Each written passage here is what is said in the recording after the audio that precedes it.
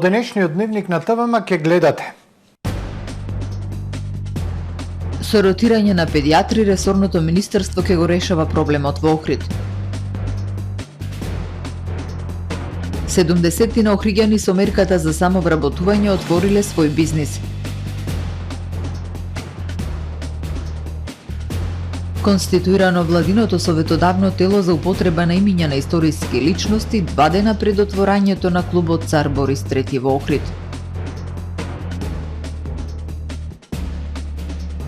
Започна со работа прв професионален детски хор Бамбино.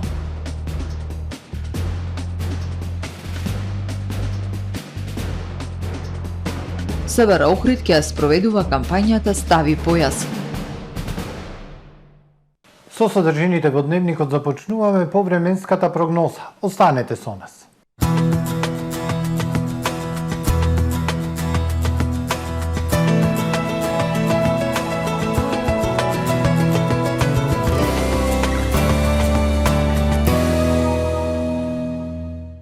Во Охрид денес по студеното утро, во текот на денот сончево, ветровито и потопло време со благ пораст на максималните температури, кои ќе достигнат до 16 степени Целзиусови. Во текот на ноќта, среда кон четврток, во Охрид претежно ведро со локална облачност и студено време. Утре на најголем дел од европскиот континент, претежно сончево со локална облачност, ветровито и студено време. На крајниот северозапад, север и североисток од Европа, времето умерено облачно и нестабилно со врнежи од дожд, проследени со засилен ветер.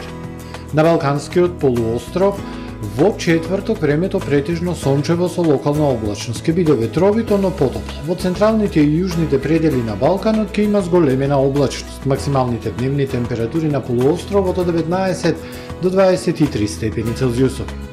Во Македонија во четврток не очекува потопло време, ќе има благ пораст и на утринските температури. Во текот на денот умерена облачност со сончеви периоди, ветровито и потопло. Утринските температури од 2 до 11, максималните дневни температури утре од 16 до 24 степени Целзиусови. Во Охрид во четврток ќе преовладува умерено облачно време со сончеви периоди, ветровито и потопло. Минималната 7, максималната дневна температура 19 степени. Во петок и сабота претежно сончево со локална облачност и температура до 21, а во недела ќе дојде до зголемување на облачноста. Ќе ни донесе умерено облачно време со сончеви периоди. Минималната 9, максималната дневна температура 21 степен Целзиусов.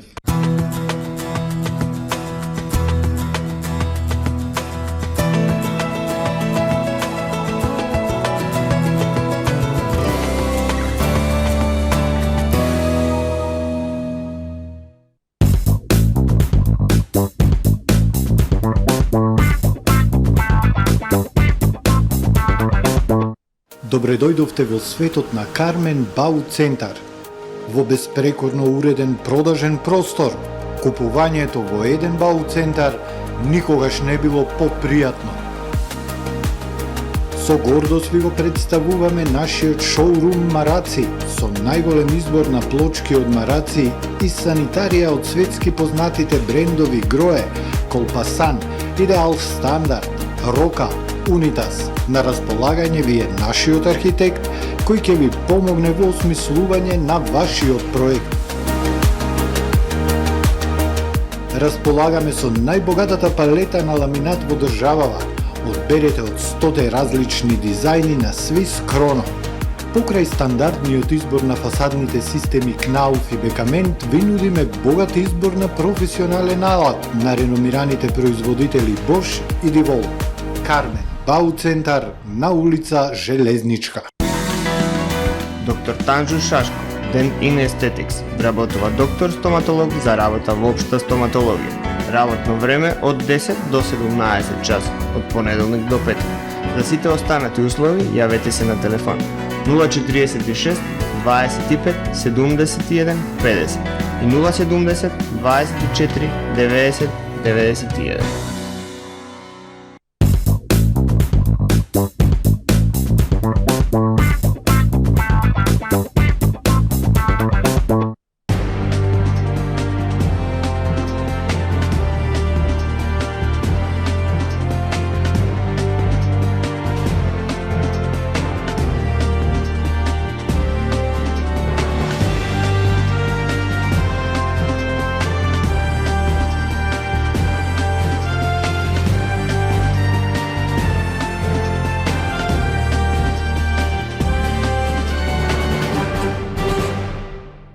Добар ден, прво издание на Дневникот на ТВМ телевизија. Со ротирање на лекари педиатри од Струшката болница ќе се решава проблемот со недостиг на стручен кадар. Ова го најави министерот за здравство Беким Сали. Речиси една година детското оделение при Охридската болница работи само како амбуланта до 18 часот. Родителите се приморани за празници, викенди и ноќе да патуваат во Струга на преглед, што според лекарите и граѓаните е недозволиво.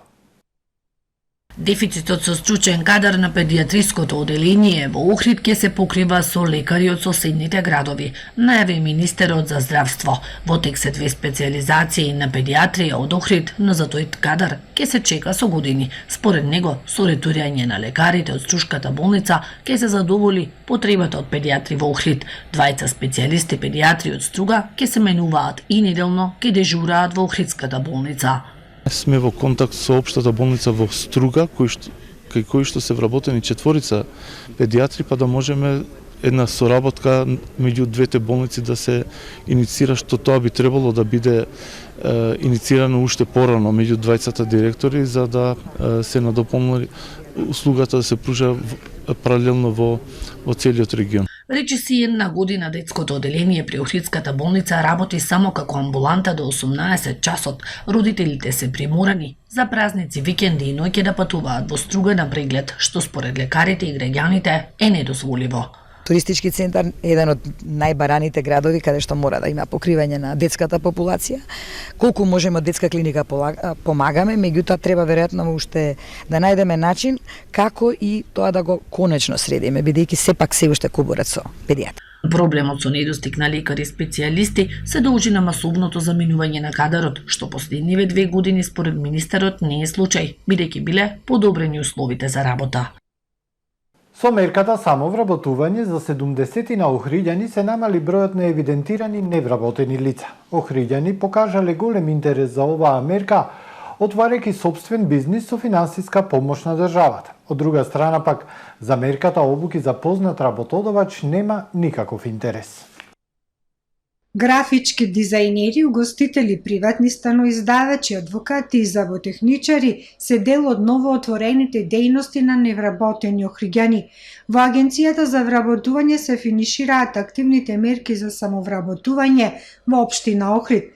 70 на лица искористиле државната мерка за самовработување во различни дејности. Долга е листата и на профили од активните баратели на работа, кои на овој начин го решиле своето екзистенционално прашање. Со финансиска поддршка од 5000 евра може да се отвори сопствен дуел, а со здружување од 2 лица и до 10.000 евра за регистрирање друштво со ограничена одговорност. Од 90 пријави од невработените лица, дури 70 апликанти добиле зелено светло за самовработување, а во меѓувреме 10 се откажаа, укажува Елведина Дика, директорка на Агенцијата за вработување во Охрид. Во општина Охрид имаше одзив голем, меѓутоа потоа поради тоа што веќе траеше повеќе од 4-5 месеци, а процедурата е таква која што по оперативниот план дека мора да се оди со економски консултант, мора да се оди со оценување, мора да се оди по комисии, е прва, втора и трета комисија, значи поради и одморите се одлагува, мислам продолжува до септември, со тоа што веќе завршуваме, ја сме при крај реализација на договори, наменски жиросметки и профактури, каде што почнавме и првата уплата на профактурите. И додека охриѓани покажале голем интерес за оваа мерка да отворат собствен бизнис со парична помош од државата, нема заинтересирани за користење на мерката обука за познат работодавач финансирана од UNDP. Интерес нема иако се плаќаат пари да се научат производствените операции во текот на 4 месеци за шивачката или автомобилската индустрија, вели Дика. Се земат сертификати за одредената дејност. Немаме луѓе, немаме невработени лица кои што сакаат, бидејќи сертификатот е како школа, како степен на образование, како усовршување То не значи обука може да се направи во некоја производствена линија. Обука може да се направи, значи шивач уште понатака да се прилагоди во машина за шиење, во машина за пакување, во машина во некоја линија за производство. Значи ние сме како да решам како уходани само во една струка. Значи немаме лица кои што сакаат да се обучуваат. Невработените лица за обуките за познат работодавач добиваат средства во висина од 9200 денари бруто, а нето 7500 денари. Имаат можност да добијат паричен надоместок и да се стекнат со верифициран сертификат од Министерството за образование и наука. Во Охридската агенција за вработување на листата на невработени најбројни се лицата на возраст од 40 до 44 години. Конституирано владиното советодавно тело за употреба на имиња на историски и други познати личности при формирање здруженија и други правни субјекти. Одржувањето на конститутивната седница на телото доаѓа на 2 дена пред официјалното отворање на бугарскиот клуб Цар Борис III, кој треба да биде отворен на 7 октомври во Охрид. На 2 дена пред најавеното официјално отварање на бугарскиот клуб во Охрид, кој е втор ваков во државава, се одржа конститутивна седница на советодавното тело во рамки на владата, кој треба да дава мислење околу карактерот на историските личности кои треба да бидат составен дел од името на некое здружение или фондација. За председавач на телото членовите едногласно го избрале Бован Петровски од Институтот за историја при Филозофскиот факултет, а за заменик председавач е избрана Билјана Мицковска од Министерството за економија. Владата информира дека советодавното тело има 7 постојани членови кои се номинирани од самите институции, а 2 дополнително ќе се именуваат од граѓанските организации и други институции, зависно од личноста за која ќе се дискутира. Постојани членови на телото се доктор Билјана Ристовска-Јосифовска, редовен професор на Институтот за национална историја при Универзитетот Свети Кирил и Методи Скопје, доктор Бован Петровски, редовен професор на Институтот за историја на Филозофскиот факултет во Скопје за прашања од антички период и среден век, доктор Никола Минов, вонреден професор на Институтот за историја на Филозофскиот факултет во Скопје за прашања од нов и најнов век, академик Драги Георгиев, редовен член на МАНУ, Антонио Павловски, посебен советник во Министерството за култура, Билјана Мицковска, раководител на секторот за правни работи при Министерството за економија, Сафет Незири, државен советник за образовни политики во Министерството за образование и наука, и Ана Трајчева, регистратор во Централниот регистар на Македонија.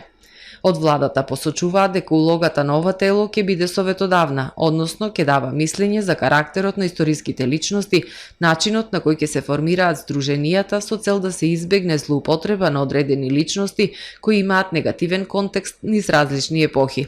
Советодавното тело ќе информира владата за својата работа преку доставување годишен извештај, најдоцна до првата половина на март во тековната година за претходната година. А на денот на отворањето на новиот бугарски клуб Цар Борис III, левица повика на протест во Охрид, со цел како што велат од политичката партија за чувување на достоинството на македонската нација. Поради отворањето на контроверзното здружение именувано по фашистичкиот државник слуга на Хитлер и борец против македонизмот Цар Борис III, левица Охрид ја повикува целокупната здраворазумна јавност на протест против уривање на уставниот и државен поредок на Република Македонија и против разгорувањето на национална омраза. Да го зачуваме достоинството на македонската нација и споменот на македонските антифашистички борци и да не дозволиме рушење на интегритетот на државата, велат од левица во објавата на Facebook. Протестот е најавен за петок, 7 октомври, со почеток во 11 часот и 30 минути на улицата Македонски просветители пред трговскиот центар Аман. Прв професионален детски хор Бамбино од Охрид веќе започна со работа. Талентирани деца на возраст од 6 до 14 години во просториите на касарна Хаб веќе ги изведоа првите заеднички проби под уметничко раководство на магистер Снежана Караджовска Попова, професор по солфеж и историја на музика. Бамбино, првиот професионален детски хор во Охрид, и официјално ги започна своите проби во просториите на комплексот Касарна Хаб. Како пандан на хорот за возрастни, Охрид доби градски хор составен од деца кои поседуваат талент за пеење, а се на возраст од 6 до 14 години. Дечињата на првата проба дојдоа со мала резерва, што е разбирливо, но таа помина подобро од очекуваното, вели Снежана Караџовска Попова. Започнавме со масажа на вратот, со истегнување на телото и сето тоа им беше чудно, бидејќи нели тоа обично на физичко часовите се прави, но тоа е многу важно за опуштање на самиот вокален апарат. Потоа се започна со пеење вокални вежби за распејување и потоа стигнавме до учење на првата наша нова песничка. Истражувањата кои ги правела раководителката на хорот, а поврзани со развојот на вокалниот апарат кај деца од предучилишна возраст, покажуваат дека нивните гласовни способности до 6 годишна возраст се уште се неразвиени за да може да се утврди точен опсег на гласот и да се работи на негово подобрување. Веќе од 6 годинки им се формира тоа и тука можам веќе јас да си почнам со тоа моделирање на нивниот глас, а до 14 заради тоа што после пубертетот веќе гласовите се менуваат и тоа многу. Особено на машките дечиња, но и на женските.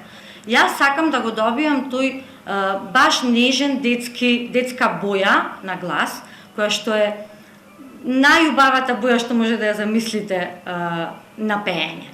Раководителката на хорот, магистер Снежана Караџовска Попова, е професор по солфеж и историја на музика во Државното средно училиште Тодор Скаловски Тетоец во Струга. Предходно во нашиот град го водеше музичкото катче Центар за ран музички развој на деца од предучилишна возраст и е долгогодишен познавач и истражувач на детскиот пејачки глас. Аудицијата за прием во хорот Бамбино помина, но доколку има талентирани дечиња, можат да се пријават во хорчето кое пробите ги одржува 2 пати неделно во вторник и петок во 19 часот. Стави појас е новата превентивна кампања што ќе се реализира на целото подрачје на СВР Охрид.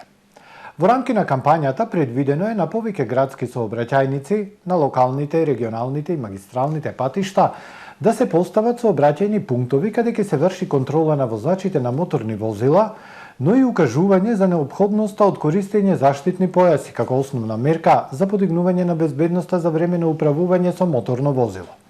При тоа, полициските службеници ќе поделат флаери, маички и друг соодветен едукативен материјал со логото Стави појас.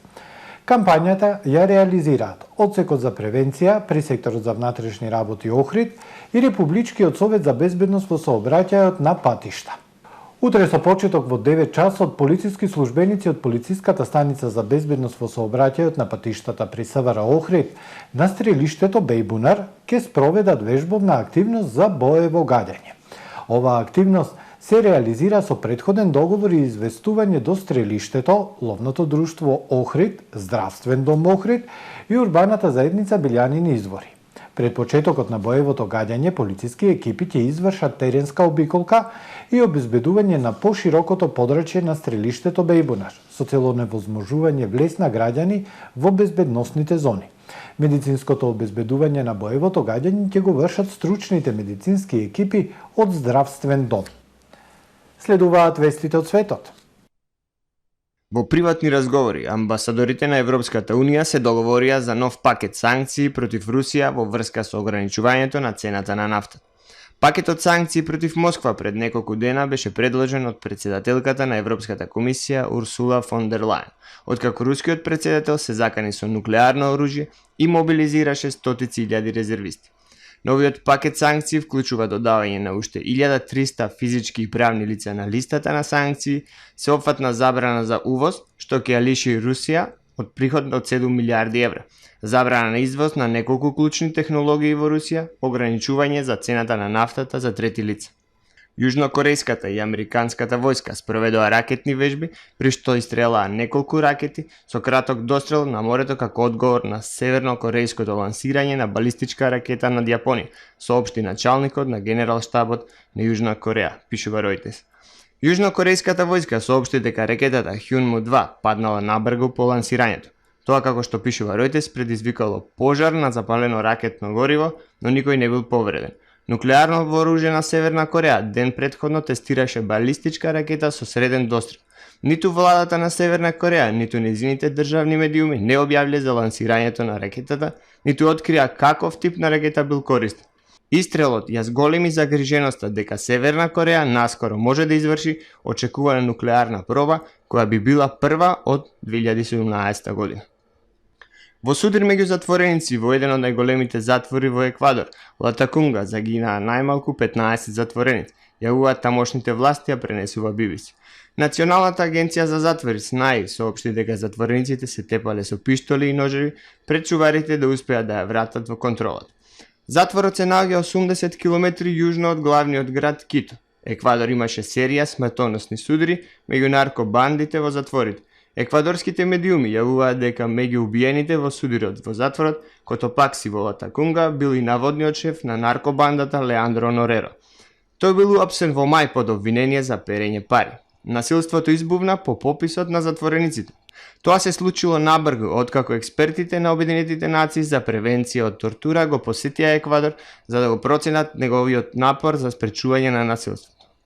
Милиардерот Илон Маск предлага да продолжи со неговата оригинална понуда од 44 милиарди долари за да го купи Твитер, покажаа во вторникот безбедносните податоци, повикувајќи се на прекин на тужбата од страна на компанијата за социјални медиуми, што може да го принуди да плати, сакал или не.